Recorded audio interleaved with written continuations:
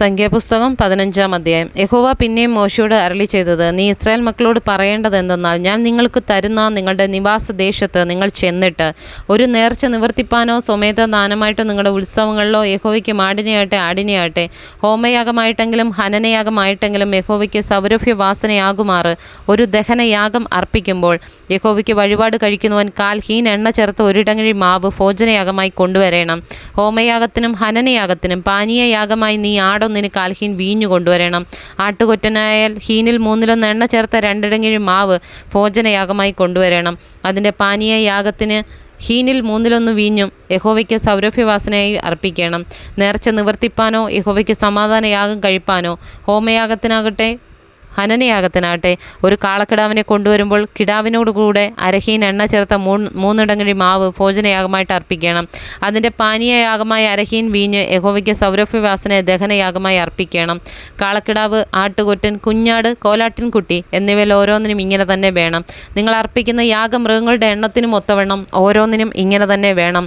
സ്വദേശിയായവനൊക്കെയും യഹോവയ്ക്ക് സൗരഭ്യവാസന ദഹനയാഗം അർപ്പിക്കുമ്പോൾ ഇതെല്ലാം ഇങ്ങനെ തന്നെ അനുഷ്ഠിക്കണം.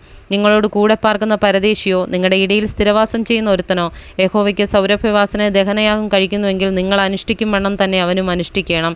നിങ്ങൾക്കാകട്ടെ വന്നു പാർക്കുന്ന പരദേശിക്കാകട്ടെ സർവ്വസഭയ്ക്കും തലമുറ എന്നേക്കും ഒരു ചട്ടം തന്നെ ആയിരിക്കണം. യഹോവയുടെ സന്നിധിയിൽ പരദേശി നിങ്ങളെപ്പോലെ തന്നെ ഇരിക്കണം.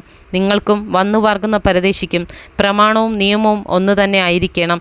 യഹോവ പിന്നെയും മോശെയോട് അരുളി ചെയ്തത്, ഇസ്രായേൽ മക്കളോട് പറയേണ്ടത് എന്തെന്നാൽ, ഞാൻ നിങ്ങളെ കൊണ്ടുപോകുന്ന ദേശത്ത് നിങ്ങൾ എത്തിയ ശേഷം ദേശത്തിലെ ആഹാരം ഭക്ഷിക്കുമ്പോൾ നിങ്ങൾ യഹോവയ്ക്ക് ഉദർച്ചാർപ്പണം കഴിക്കണം. ആദ്യത്തെ തരിമാവ് കൊണ്ടുള്ള ഒരു വട ഉദർച്ചാർപ്പണമായി കഴിക്കണം. മെതിക്കളത്തിൻ്റെ ഉദർച്ചാർപ്പണം പോലെ തന്നെ അത് ഉദർച്ച ചെയ്യണം. ഇങ്ങനെ നിങ്ങൾ തലമുറയായി ആദ്യത്തെ തരിമാവ് കൊണ്ട് യഹോവയ്ക്ക് ഉദർച്ചാർപ്പണം കഴിക്കണം. യഹോവ മോശെയോട് കൽപ്പിച്ച ഈ സകല കൽപ്പനകളിലും യാതൊന്നെങ്കിലും യഹോവ മോശെയോട് കൽപ്പിച്ച നാൾ മുതൽ തലമുറയായി യഹോവ മോശെ മുഖാന്തരം നിങ്ങളോട് കൽപ്പിച്ച സകലത്തിലും യാതൊന്നെങ്കിലും നിങ്ങൾ പ്രമാണിക്കാതെ തെറ്റു ചെയ്താൽ, അറിയാതെ കണ്ട അബദ്ധവശാൽ സഭ വല്ലതും തെറ്റു ചെയ്തു പോയാൽ, സഭയെല്ലാം കൂടെ ഹോമയാഗത്തിനായി ഒരു കാളക്കിടാവിനെയും പാപയാഗത്തിനായി ഒരു കോലാട്ടുകൊറ്റനെയും ചട്ടപ്രകാരം അതിനുള്ള ഭോജനയാഗത്തോടും പാനീയയാഗത്തോടും കൂടെ യഹോവയ്ക്ക് സൗരഭ്യവാസനായി അർപ്പിക്കണം. ഇങ്ങനെ പുരോഹിതൻ ഇസ്രായേൽ മക്കളുടെ സർവ്വസഭയ്ക്കും വേണ്ടി പ്രായശ്ചിത്തം കഴിക്കണം. എന്നാൽ അത് അവരോട് ക്ഷമിക്കപ്പെടും. അത് അബദ്ധവശാൽ സംഭവിക്കുകയും അവർ തങ്ങളുടെ അബദ്ധത്തിനായിട്ട് യഹോവയ്ക്ക് ദഹനയാഗമായി തങ്ങളുടെ വഴിപാടും പാപയാഗവും യഹോവയുടെ സന്നിധിയിൽ അർപ്പിക്കുകയും ചെയ്തുവല്ലോ. എന്നാൽ അത് ഇസ്രായേൽ മക്കളുടെ സർവ്വസഭയോടും അവരുടെ ഇടയിൽ വന്നു പാർക്കുന്ന പരദേശിയോടും ക്ഷമിക്കപ്പെടും. തെറ്റ് സർവ്വജനത്തിനുമുള്ളതായിരുന്നുവല്ലോ. ഒരാൾ അബദ്ധവശാൽ പാപം ചെയ്യുകയാൽ അവൻ തനിക്ക് വേണ്ടി പാപയാഗത്തിനായി 1 വയസ്സ് പ്രായമുള്ള ഒരു പെൺ കോലാട്ടിനെ അർപ്പിക്കണം. അബദ്ധവശാൽ പാപം ചെയ്തവന് പാപപരിഹാരം വരുത്തുവാൻ പുരോഹിതൻ അവന് വേണ്ടി യഹോവയുടെ സന്നിധിയിൽ പ്രായശ്ചിത്ത കർമ്മം അനുഷ്ഠിക്കണം. എന്നാൽ അത് അവനോട് ക്ഷമിക്കപ്പെടും.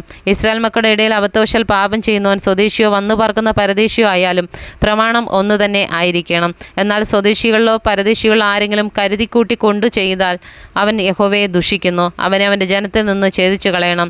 അവൻ യഹോവയുടെ വചനം ധിക്കരിച്ച് അവൻ്റെ കൽപ്പന ലംഘിച്ചു അവനെ നിർമൂലമാക്കി കളയണം. അവൻ്റെ അകൃത്യം അവൻ്റെ മേൽ ഇരിക്കും. ഇസ്രായേൽ മക്കൾ മരുഭൂമിയിൽ ഇരിക്കുമ്പോൾ ശബ്ബത്ത് നാളിൽ ഒരുത്തൻ വിറക് പെറുക്കുന്നത് കണ്ടു.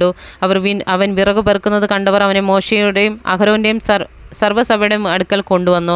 അവനോട് ചെയ്യേണ്ടത് ഇന്നതെന്ന് വിധിച്ചിട്ടില്ലായകൊണ്ട് അവർ അവനെ തടവിൽ വെച്ചു. പിന്നെ യഹോവ മോശെയോട്, ആ മനുഷ്യൻ മരണശിക്ഷ അനുഭവിക്കണം. സർവ്വസമയം പാളയത്തിന് പുറത്തു വെച്ച് അവനെ കല്ലെറിയണമെന്ന് കൽപ്പിച്ചു.